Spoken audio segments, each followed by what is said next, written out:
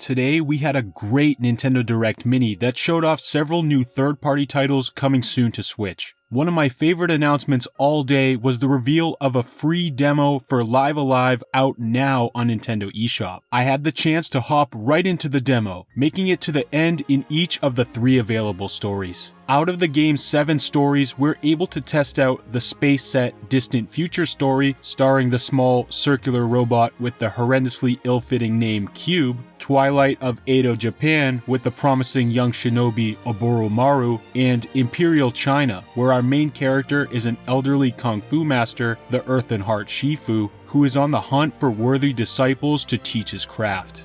Let me just say, aside from pre-release content for this remake, I know next to nothing about Live Alive. I know it's originally a beloved SNES-era RPG that never left Japan, but personally, I haven't seen much of the original. I just know from the few screenshots I've seen that it's a bit quirky with some really intriguing character designs. With the release of this demo, I was pumped to gain access to 3 stories to finally get an intro into some of these worlds. Luckily enough for me, 2 of the stories that intrigued me the most during pre-release, The Distant Future and Twilight of Edo, Japan, are both available to check out in the demo. And of course, I was also excited to check out the 3rd available story, Imperial China.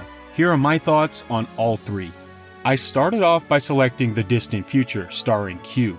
I wanted to jump right in with Cube as I was drawn to him right away due to how different his design is compared to the other characters. But to be completely honest, starting with him might not have been the best introduction. More on that later. As soon as the game started, I was immediately impressed with the great looking sprite work and voice acting for all major dialogue lines. It's all extremely high quality, and it's here across all 3 available stories. If I have to say one thing about Live Alive, it's that it lives up to the stellar presentation advertised in the game's trailers. Across every story, this game is gorgeous, breathtaking at times. If you enjoy that Octopath-style HD 2D, then your eyes will be feasting with Live Alive as well.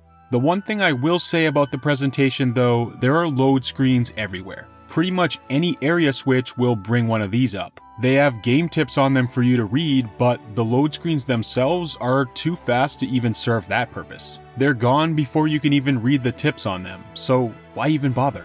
But like I said before that tangent, Cube's story isn't the best to start with. It starts extremely slowly. The first 10 minutes just consist of waking up your crewmates and setting up your name in the ship's system. It's charming and sets the scene well, but especially for a short demo, this was a super long and boring intro. It was mostly dialogue, and when I did gain control of the character, I was doing mundane tasks like serving bitter coffee to the crew members. They hated me for it too. When we enter the recreation room, we find that one of the crew members, Kirk, is obsessed with a retro video game, which feels extremely out of place when the other crew members are so serious and focused on work and survival, especially Corporal Darth. He hates the robot so much he assaults it, but he's okay with the helmsman playing hours and hours of video games? I don't know.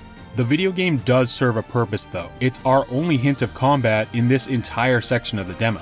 The game, Captain Square, probably called that because of the character's name Cube and also the company Square Enix, pretty clever, served as my combat tutorial. This was actually really confusing because since I started with Cube's story, I had no idea if this was the real combat tutorial or just a side minigame. Anyways, I only played 1 round since I figured I'd get into the real combat later. But in the case of Cube's demo, that never happened. The Distant Future barely had any gameplay content. It was all story and dialogue with some light exploration. There was 0 exposure to the combat system aside from the arcade game, which I think might have even been optional. I appreciate the story that was being built up here, but I was eager to get more of a hands-on feel for Live Alive. And this is gonna sound bad, but as I was following the humans around while they were doing their jobs, I was trying to interact with any console I could, trying to make some kind of malfunction happen, just so something mildly exciting could occur. When Kato and Kirk were out on their spacewalk, I was trying real hard to sabotage them. I know, that's kinda messed up. But I did get my wish at the very end of the demo, as Kirk's suit malfunctions when he's outside checking the ship's comm system. However, it's at exactly this point when we also get that end demo screen. So that's the entirety of Cube's side of the demo. Barely any combat, light exploration, and a boring start to the story. Not the best first impression. I have no doubts the events here pick up the pace, and this ends up being a great story, as for one thing, I sense a really intense love triangle brewing between Rachel, Kirk, and Huey, although I'm not entirely sure of their previous history. But in any case, we're left hanging big time in this demo. On to the second story I tried, and my favorite of the three, Twilight of Edo Japan, starring Oboromaru. Right off the bat, I like Japan way more than the space setting. It looked better and there was far more to do. When I first saw Oboromaru running across the rooftops in this game's trailers, I thought to myself, wow, that looks great. And guess what? We get to do exactly that in this demo. Not only is the environment in this story visually striking, the gameplay is also far more striking than what we saw in Cube's story. Oboromaru's all-important mission is to infiltrate an enemy castle, making the exploration sections of this story part stealth game. From the start, we are given the ability to turn into a Mr. Mime-style invisible wall with the press of the Y button, which helps a ton with sneaking by guards and waiting out danger. It feels a lot like I'm back in Metroid Dread with the Phantom Cloak. And that's the last thing I'd ever expect to say about Live Alive. The stealth sections really emphasize that this is an infiltration mission, and while you can fight any enemies who happen to see you, you'd be much better served sneaking by, because the fights in this particular story are tough. Pretty much every enemy hits hard, making death a real threat during any encounter. And if you die in this story, it's mission failed, and you need to start from the last autosave. It's during Twilight of Edo Japan that I got a much better feel for Live Alive's combat system, although with this demo as a whole, I couldn't explore it as much as I wanted to.